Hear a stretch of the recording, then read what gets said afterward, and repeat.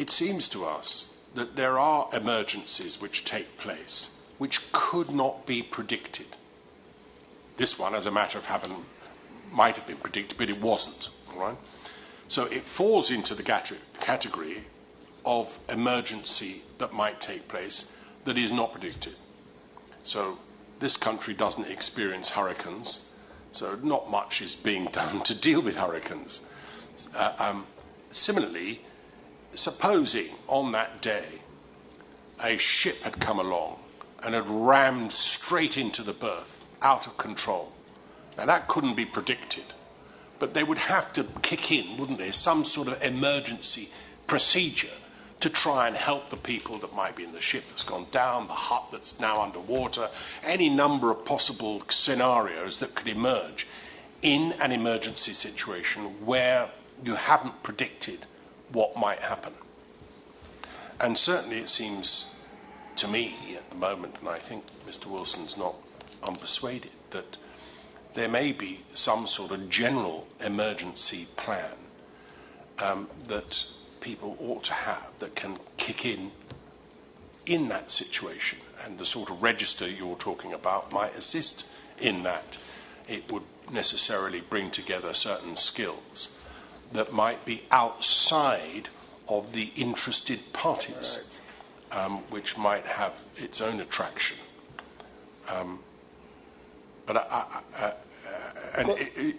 So certainly, yes, I think that because I was going to say, sir, this recommendation is wider than Paria. Yes. Use Paria as the example, but there may be smaller companies, yes, that will have similar emergencies but don't have the resources or have the equipment. So they can go to this registry and right away they know where they could locate instead of asking around and getting, fishing to see who may have, like Mr. Fuentes talk about a hazmat suit.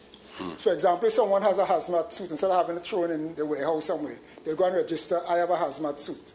So if you're looking for a hazmat suit, you don't have to be calling around. In what, 3 different sizes? Or, I mean, well, so I told Paria with the PPE they had to get bigger sizes after this commission. But that's what I was thinking about. Pointing at me when you say that. All right. I mean, yes. Are there any other recommendations? No, sir. I want to rest it there for the do you think that that Paria might have carried out some sort of testing of their system since this event? That is to say, that they have. This has happened. It happened back in nearly a year ago now, and the same people are in place. Whatever the level of confidence in those people might be, do you not think that they ought to have carried out a drill, a system of,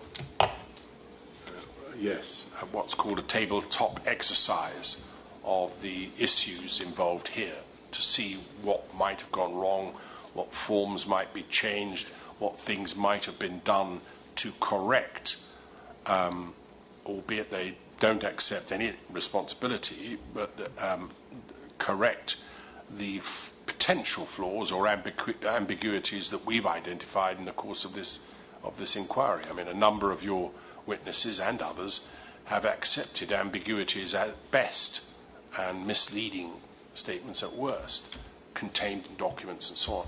And I'm slightly disappointed that a company the size of Paria, unlike Heritage, which seems to do regular testing, that they've done nothing, apparently, since this has happened, beyond what looks to be a relatively cursory examination with 2 very small recommendations.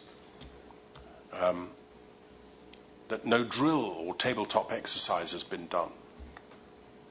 I'm sure that will be undertaken soon, if not after the recommendation, but your suggestion, I'm sure, is not been lost.